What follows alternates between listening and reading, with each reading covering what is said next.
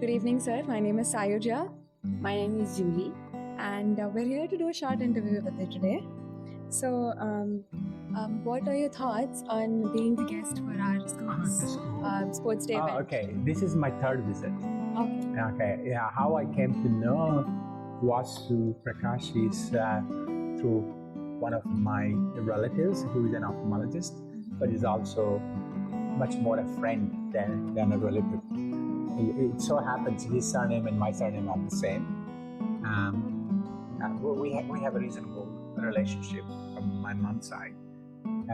His mother and my mother are cousins. Yeah. So he introduced me because he knew that my research and my background. So he's an ophthalmologist, eye doctor, and he said I have to come and give a talk here. And he introduced to Vasu, and Vasu invited me, and I gave a talk. And I was quite impressed with the school. Like a lot of schools I have seen, they generally, most private schools are highly focused in education, nothing else. And they torture the kids and make them get up in the morning, study, get up in the morning, afternoon, night, like all the time study. Whereas here it's all rounder. You do arts, you got music, and you have dance, and then you do proper sciences. So it's an all-rounder. And I have two daughters, and one of them she's a senior engineer in one of these the big companies in the US. And she did engineering and commerce combined degree. So it's a 5-year degree. She did in computer science and then commerce. So this is where I learned commerce because I needed to read with her. But also when I did engineering, we had 3 subjects I think in commerce: economics 1, accounting, and then economics 2 or something. I never liked it when I studied it because it never felt like an engineering. But then when I taught my daughter, then I realized this is really quite interesting topic, especially if you have a mathematical mind. Otherwise, it would be boring to me. The moment I see a mathematical connection, I like it. So what the schools they went is just like this, fully all round. They don't take the students just because they're the brightest in the country. Like some of the private schools, you can't get admission into them until you're one of the brightest. The school doesn't really add anything. The school attracts them, the brightest people, and therefore this is a good school. It's like a self-fulfilling prophecy, I am good and therefore I am good. Rather than I am good because I studied good, or my parents helped me. So it's like I am good because I'm good, which doesn't make sense. So these schools are like that.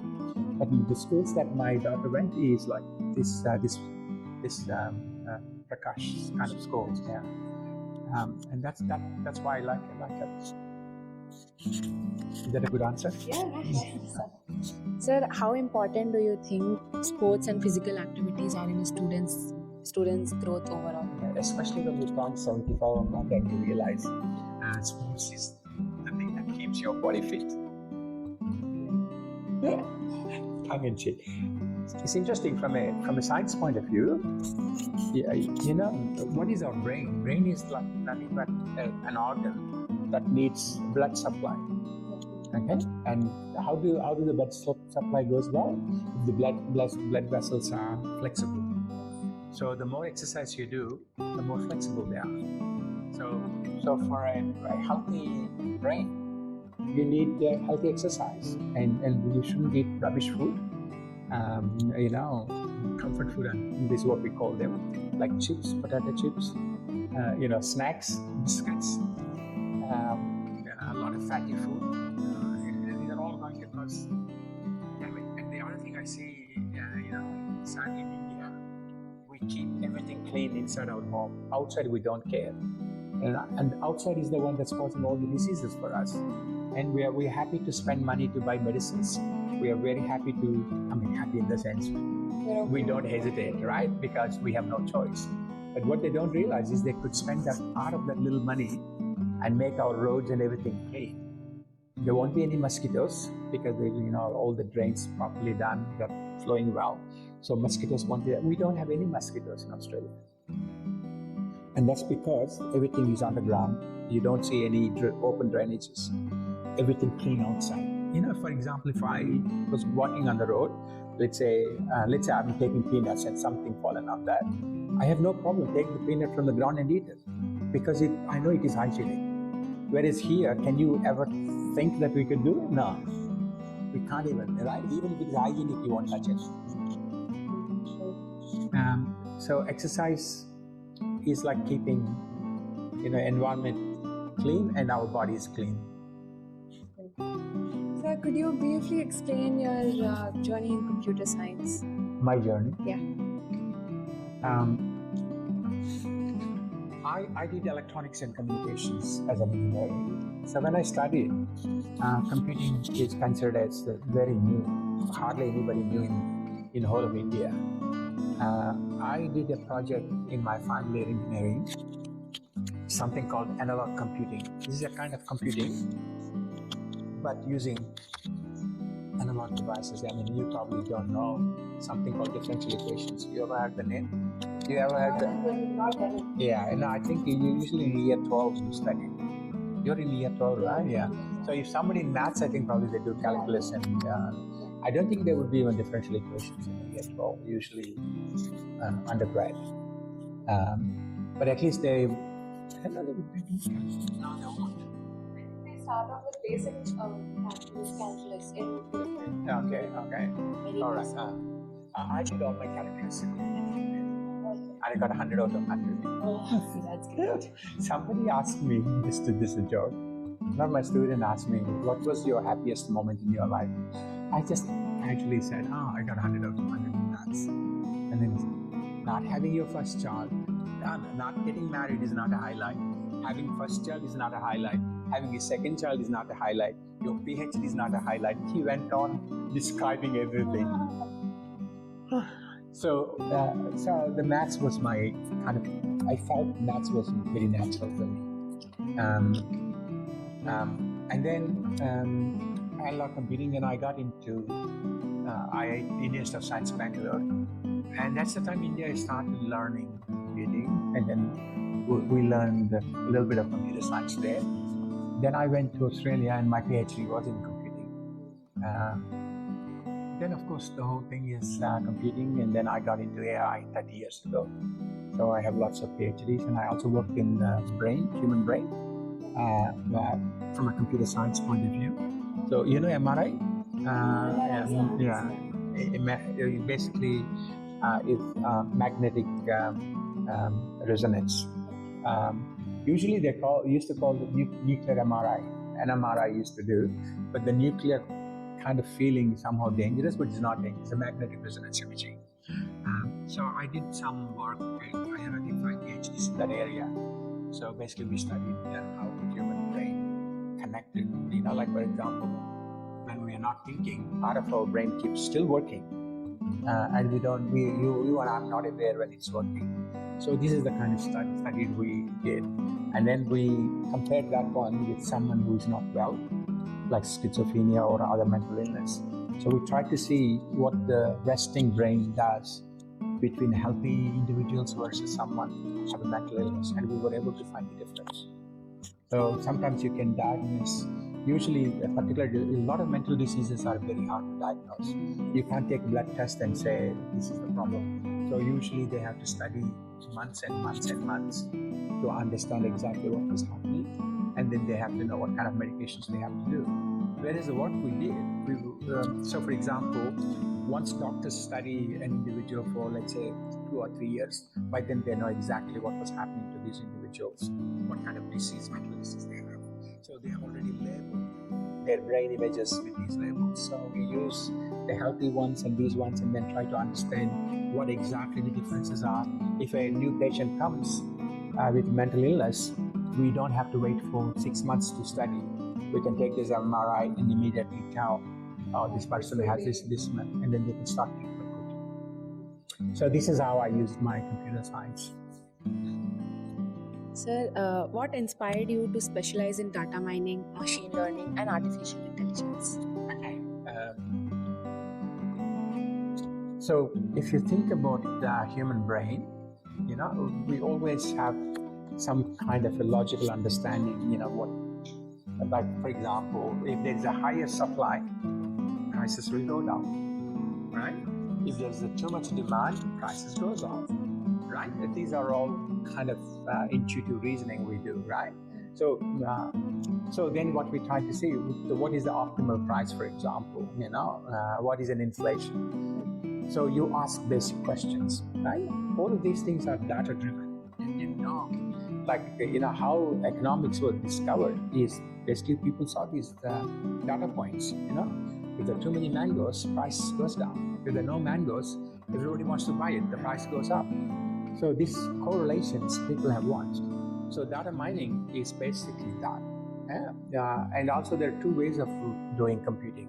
One is you understand the rules. Like for example, if you throw a ball, we know Newton's laws. So there's a mass behind it, and you apply those formulas, and then you can exactly tell how to throw the ball.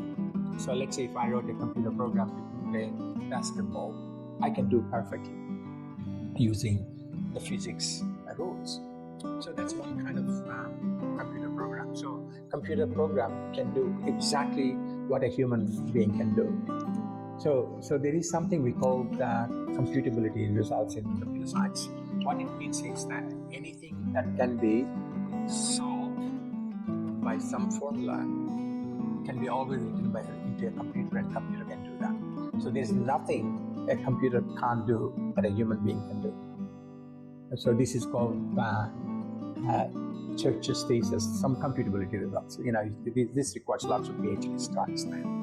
But basically it tells you the limits of the thing. So computer can do just about everything that could be done. If a human being can do it, computer can do it. So the assumption we're making is that the human who can do knows how he's doing it, how she's doing it. So if that is known, then we can code that into a computer program. Very, very hard, we can do it. But then there are certain problems we don't have any rules. So for example, if I see that one, right, I know this water bottle, but I can't write a program to recognize it's a water bottle. That is a water bottle, this is a water bottle, right? But they're entirely different. How can I say they're both water bottles, right? And that's a table, and then that's also a table. But they look entirely different. There could be wooden table, one is marble, all of those things. And in one angle, there's no difference between that door and this table, both flat, right? But yet we seem to do it. We can't write computer rules for it, programs. So there is no recipe to recognize these things. So then what we do is we take a photograph of this and then say this is a table. Take that photograph, this is a door. And we collect so many of these things. This is the data, and then the computer trying to learn rules from that. And that's what machine learning is. So there's a lot of math, and that's how, the computer science. I'm always interested in mathematics, and therefore just follow everything in the right place. That's how I got into computing. Now we have a lot of AI models, right? Yeah. For example, ChatGPT, Gemini, and all of that. Yeah. They all use the same model. Yeah. Right. So basically, we do feed in data. Right? It could be information in the form of text. It could be information in the form of pictures. Mm-hmm. So isn't all of this helping AI to learn more? Right. Mm-hmm. So we are basically feeding in data that is essentially driving machine learning in a way. Right. So now there are certain people who enhance pictures using all of these models. Mm-hmm. So when they do that, machine learning works in a certain sense that, it uses your personal data to learn more, right? So could that be dangerous in any sense? I think everything is dangerous, right? If we misuse, for example, take your car. Right. Yeah, is car dangerous? Could be in the way. Yeah. It's exactly the same thing applies for everything. You can misuse it. Like for example, AI can be used for military purposes, right? If you are winning, it's a good purpose. If you're losing, because the others are stronger in AI, then we say AI is bad. So AI can be used for medical diagnosis. AI can be used for making your life much easier at home. You never need to be house husband, right? I didn't say housewife. house husband, I said. Right. So a lot of these things are becoming so much. Like, for example, you may not realize that your TV is a AI. Your iPhone or phone you have has so much AI in it. Did you know that? Yeah, I mean, probably even the conversations that we make. Yeah, like for example, when I first started, speech synthesis, we call them, that is to produce human voice. It's considered AI. Now it's not anymore. It's just mechanical. You know, you give any text, computer can read you loud. That is speech synthesis. It can write poems. It can play music. Recently, they produced, I think Sona, one of the AI model, and it produced music. And then they produced the human produced one and the computer produced one. And 99.99% of the time, people thought the computer produced one was produced by humans. Right. That level of quality is coming. And these are all data driven. But then what happens is, if your personal data can be misused in the sense that I think right now the AI is not misusing that data because already internet is already causing problems. You can see people harassing on the internet, internet bullying, like cyber bullying and theft, bank, your accounts cleaning and phishing. That is, somebody says I'm royal prince, but I'm looking for a pretty girl, and then people follow that. People at the age of 70, 80 years old, women being lonely, given hundreds of thousands of dollars to people somewhere in Nigeria. So cheap. So I think the data privacy and data misuse already happening for the last 25 years now. I don't think AI makes any worse. Maybe it makes worse because it's a lot more easier. Maybe that's a fear that is already there. But there's also advantage. AI can be used to stop it. And one of the things people used to think is, if AI can, stop it, can also do the, exploit things. People believe that big companies will have good quality data, and therefore that good quality data would help us to stop misuse. So that's the kind of hope. Sir, what do you consider your most significant contribution to the field of computer science? Computer science? Yes. Do you want a long one, a short one? Sir, totally up. The short one means whatever humans can do, computer can do, and that is it. That is the strongest point computer has done. That is your best contribution? my contribution. Yes. The computer science, right? So your contribution. My contribution. Yeah, to the mainly computer lot science. in terms of AI and databases. That's my contributions. Like, for example, how to build very smart systems, how to build human knowledge into these AI systems. Sir, what message would you like to share with the students of Sri Prakash and the students who want to become successful in life? I think whatever you study, whatever you do, you have to be the top. It doesn't matter whatever field you do, economics, physics, chemistry, medicine, whatever you want to do, you have to be in the very top tier of that field. Because every field is needed, doesn't matter, whatever you do, if you're in the top 2 or 3%, your life is ensured exceptionally well. But of course, certain fields have more, right? So for example, computer science, like 10 years ago, you can be very ordinary, an average computer science student, you get amazing job, right? Similarly in medicine, once you go into medicine, no problem, your life is settled. But I think that's not true anymore. There's so many doctors, and you have to be a good doctor to do well. Yeah, and similarly, if you do computer science, you have to be really very good in computer science to do it. And this AI is causing troubles. Like for example, coding can be done almost by anyone now using these AI tools, as long as you know how to ask questions and how to and when you produce the code, you should also be able to know this is doing the right thing. If you don't know it, and that's why you need to know computer programming. Recently, Bill Gates, a lot of people thought there's no more life for computer programmers. I don't believe that is the case. Certainly, each computer programmer can produce a lot more code, a lot more easily, but their skill is even more needed because at the end it has to work correctly. No AI system will guarantee you it will work well. And so in that sense, I think every field has a scope, but the number of people that needed with that scope is shrinking. And that's the fear. That's why you have to be in the top few percent. Thank you so much. Okay, all right.